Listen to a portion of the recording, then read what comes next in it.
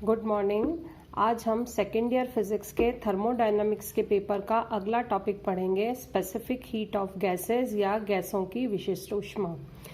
Gas की दो प्रकार की विशिष्ट ऊष्माएं होती है।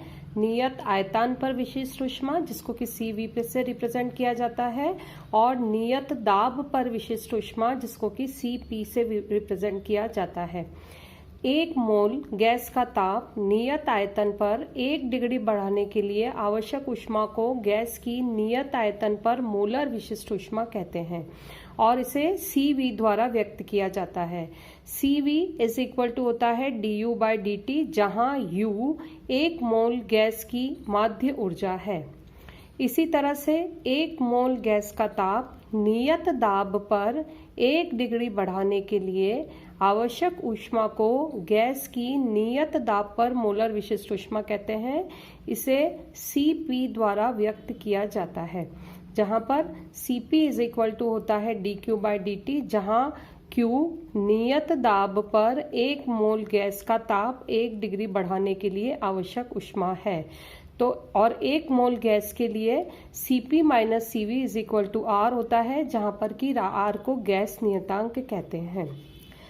अब हम CP और CV का मान अलग अलग तरह की गैसेस के लिए निकालेंगे। पहला केस हम ले रहे हैं एक परमाणु गैस के लिए।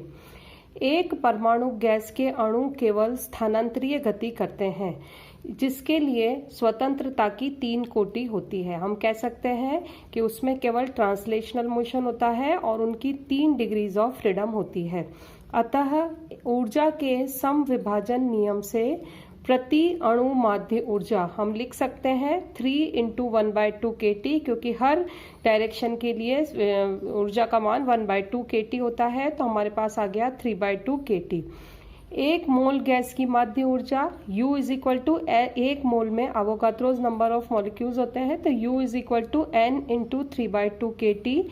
तो 3/2 N kT is equal to 3/2 RT, जहां पर N अवोगाद्रोस नंबर है, जो कि 1 मोल गैस में अणुओं की संख्या को रिप्रेजेंट करता है।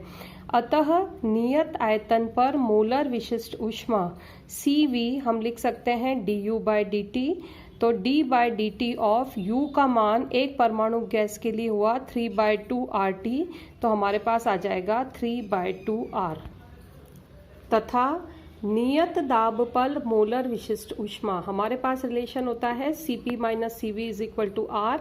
उस रिलेशन से अगर हम CP का मान निकालना चाहें तो हमारे पास आ जाएगा CV प्लस R, तो 3/2 R plus R is equal to 5/2 R।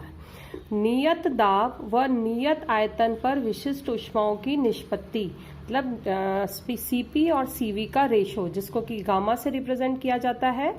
तो gamma is equal to CP/CV is equal to 5/2 R divided by 3/2 R is equal to 5/3 is equal to 1.67। ये एक परमाणु अणु के लिए CP, CV और गामा का मान है। इसी तरह द्विपरमाणु अणु के लिए, द्विपरमाणु गैस के अणु स्थानांतरीय गति, जिसकी की 3 स्वतंत्रता की कोटियां होती है, और गुणित गति, जिसके के लिए 2 स्वतंत्रता की कोटियां होती है, कुल 5 स्वतंत्रता की कोटियां होती है। अतः ऊर्जा के समविभाजन नियमानुसार प्रति अणु माध्य ऊर्जा हमारे पास हो जाएगी 5 × 1/2 kT, तो हमारे पास आ गया 5/2 kT। 1 मोल गैस के लिए अगर हम माध्य ऊर्जा निकालें तो U is equal to N × 5/2 kT is equal to 5/2 N kT is equal to 5/2 RT। अतः नियत आयतन पर मोलर विशिष्ट ऊष्मा CV is equal to du/dt is equal to d/dt of 5/2 RT is equal to 5/2 R। तथा नियत दाब पर मोलर विशिष्ट ऊष्मा CP is equal to CV plus R, तो 5/2 R plus R is equal to हमारे पास आ गया 7/2 R। विशिष्ट ऊष्माओं की निष्पत्ति, जो कि गामा से रिप्रेजेंट की जाती है, तो gamma is equal to CP/CV is equal to 7R/2 divided by 5R/2, तो हमारे पास आ जाएगा 7/5 इज इक्वल टू 1.4। इसी तरह से थर्ड केस हम लेते हैं बहुपरमाणु गैस। बहुपरमाणु गैस के अणु स्थानांतरीय गति जिसके लिए कि 3 स्वतंत्रता की कोटियां होती है, घूर्णित गति जिसके लिए कि 2 स्वतंत्रता की कोटियां होती है और कंपनित गति जिसके लिए कि 1 स्वतंत्रता की कोटि होती है, तीनों प्रकार की गति करते हैं। अतः ऊर्जा के समविभाजन नियमानुसार प्रति अणु माध्य ऊर्जा 3 × 1/2 kT plus 2 × 1/2 kT plus 1 × kT। हमने पहले पढ़ा था कि कंपनिक गति के अधीन माध्य ऊर्जा जो है वो kT होती है। तीनों को जब हम ऐड करेंगे तो हमारे पास आ जाएगा 7/2 kT।